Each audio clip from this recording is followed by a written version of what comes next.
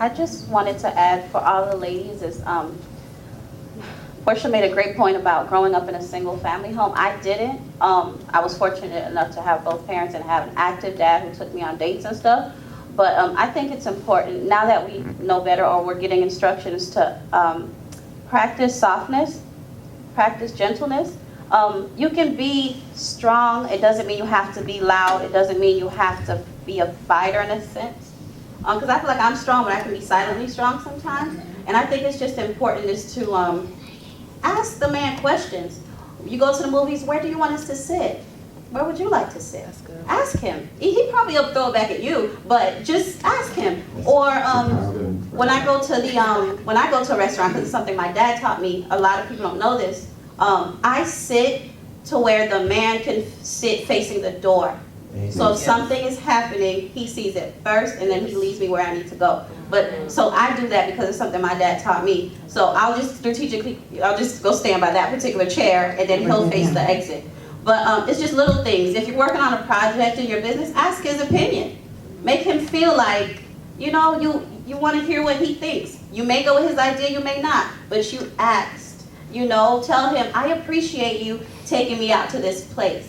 Because he probably had to do a million things to get you. He had to get his check, he had to go cash it. I mean, he probably had to move some bills around, you know, just to impress us. So just try to be appreciative.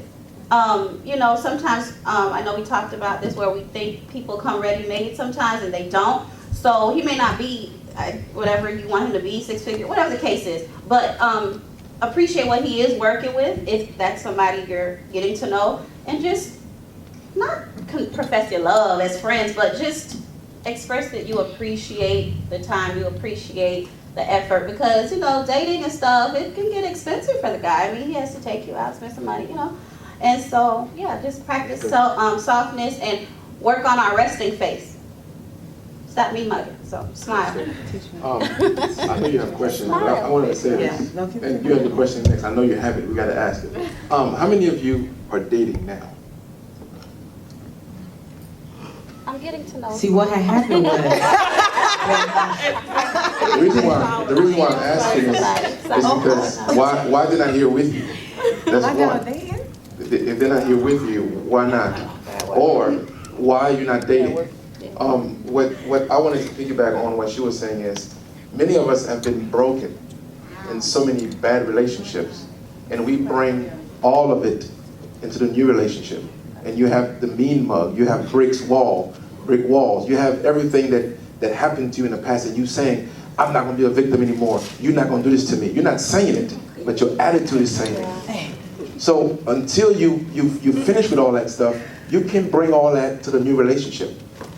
This new person didn't do nothing to you. He did nothing. All he did was, like she said, cash a check and try to take you out.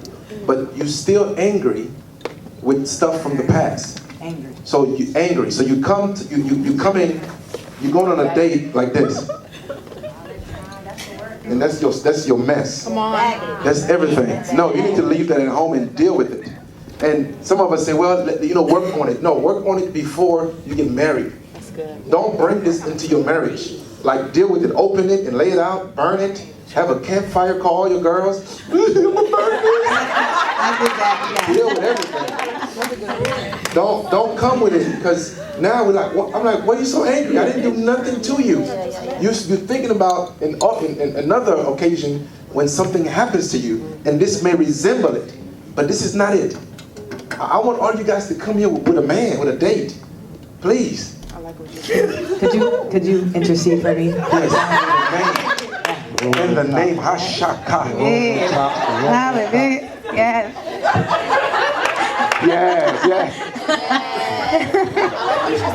You said things that resemble it, because sometimes they can be triggers, and we can really run. Like, you don't open the door for me, I'm running. Yes. As they open the door, we ain't going nowhere. Yeah. So I think it's like you said, it's important that we deal with this baggage beforehand, because we'll be from date scene to date scene to date scene based off of triggers, and that person could have been our husband. I mean, I trust that, God is God, but ultimately I think it's important that we, like you said, handle those things pre-relationship.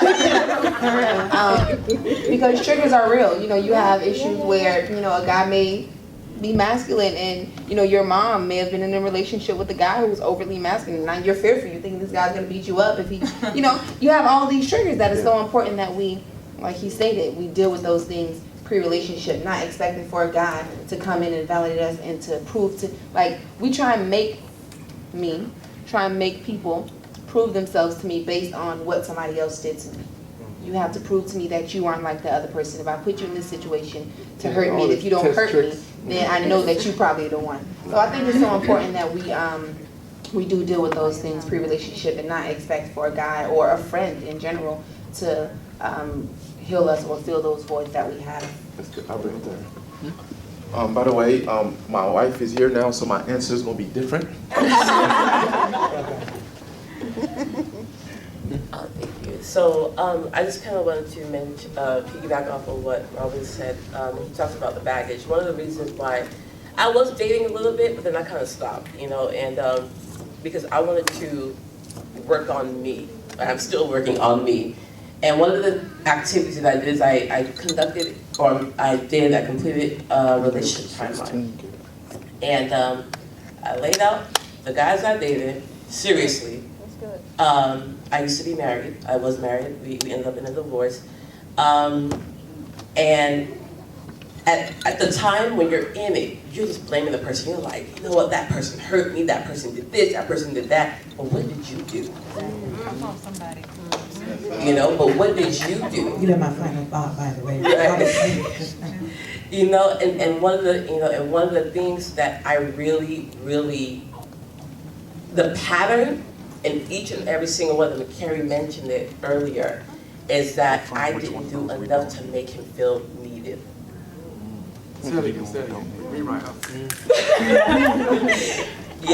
That superwoman transition. And so I did an activity where for a whole month I was open to receiving.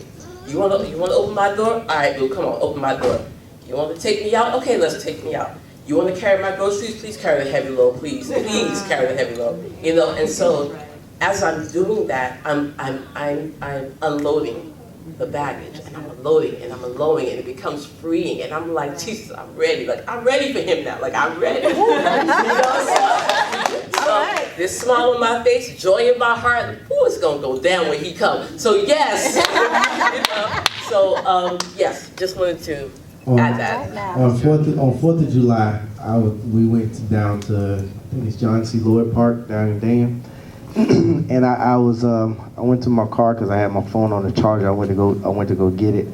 And when I was coming back through the parking lot, it was a young lady getting out of the car. It was her little son, he might have been 2 or 3, a cooler, a backpack. She had so much stuff she was trying to carry in her hand. And I said, ma'am, can I help you? And she said, no, I got it. And I sat and watched her drop everything, pick it up, drop it again, and try to make it to the beach, with everything. When someone asks you, can I help you? I'm looking at you struggle. You are struggling, and I see that you're struggling, and I want to help you, and you won't let me. You know what I'm saying? And like, I had to just turn my head and turn the other way because I feel bad because I'm watching this woman struggle when I can help you. You know what I'm saying? Like, no, I'm not trying to holler at you. I don't want to know you, whatever. You're struggling. Can I help you with all this stuff you carrying? And that goes, very important. What she said was, how you could ask a guy a question, even though, you already might know the answer, or you're not going to go with what he said, like in your business or whatever. It's very important to make that man feel like he's needed. You know what I'm saying? That's one thing that's going to make him want you to be wifey, because he feel like he's important enough to you for you to want his input, his feedback. I'm the same way. I'm not sitting with my back toward the door because I need to see the door. I need to see what's going on. What if something happened? We need to go this way. Come on, let's go this way. You know what I'm saying? I need to see what happened. Like, it's very important to make that man feel like he is needed and he is important. What are some relationship deal breakers women and men should have? What are some relationship deal breakers or deal Abusive. breakers? Abusive, verbal abuse. Automatic, male or female. You verbally abusive, you got other traits that you're hiding. Anger, quick tempered to be, ready to fight somebody and go off or something for no reason. You guys sitting down at the restaurant and the waiter brought the wrong order and they just bug out. You know what I'm saying? Like, those are flags you should look at. You know what I'm saying? How they spend their time, especially for a woman looking at a guy. What do you do all day? What do you do all day? If you're not working, what are you doing? Are you taking up classes? Are you, researching anything? Or do you know everything that's going on Degrassi? You know what I'm saying? Like I said that on purpose. But what are you doing? That should be a deal breaker because you don't got no ambitions. You know what I'm saying? Like, those things I think are I'm pretty sure everybody else got some more, but those are harmful things, of somebody you planning on spending the rest of your life with, because you don't want to get behind closed doors and you was like, oh, it was, he had a little temper, a little attitude when we talked or whatever, but now that temper is turned into rage because now you're with this person every day. You married to somebody, you can't go home and go back to your bed or go to your mama house or whatever. Y'all in four walls together and you gotta work it out. You know what I'm saying? Like, and you don't want that person to turn violent. You know what I'm saying? So I'm pretty sure. Anybody? Anybody else? You want me to do it that way? No.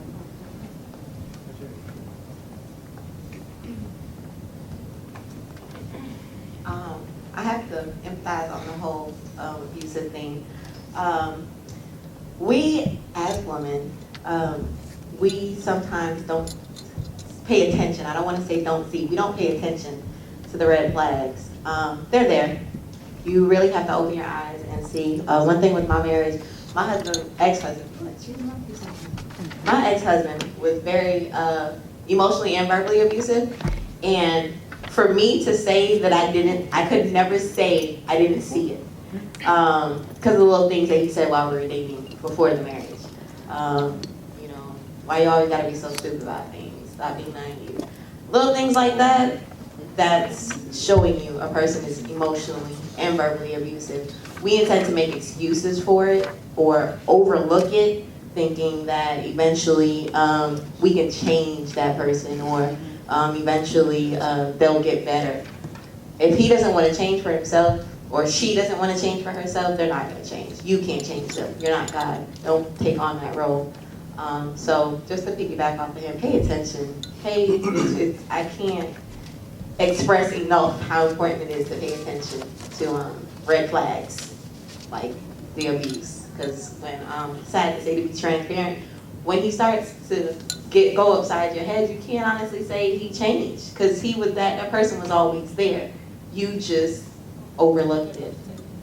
So pay attention. And that's one of the reasons I said earlier about counterfeit oneness and being too available, and you done fail for this person too fast. You overlook any red flag that's there because you're in love. You know what I'm saying? Like, you're dating somebody, you got to have time apart. You got to have your own life. First of all, like, that should be attractive to him, that you got your own life and you doing your own things. Like, you don't really need, like, you're not needy. You don't need me to be up under my arm and up under me all the time, because I don't want you up under them all the time, because they want to breathe and be able to, especially when they're working or doing something, they don't want you all up under them. like that. So you need to have your own life and be able to do what you're doing. And if you don't create that counterfeit oneness and you're focused, you can see like, oh no, this brother talks foul. He got a temper. He got an anger issue. Oh no, he don't work. He don't got no ambitions in life. He is just, yes, he has a job. I mean, he go to work every day, but he don't have no ambitions of going anywhere else. He's going to be right there in that position 10 years from now, and do I want to accept that? You know what I'm saying? Like, without getting too close to too lovey-dovey, you can see that stuff. But if you all the time together and too available, you'll skip past all of that stuff.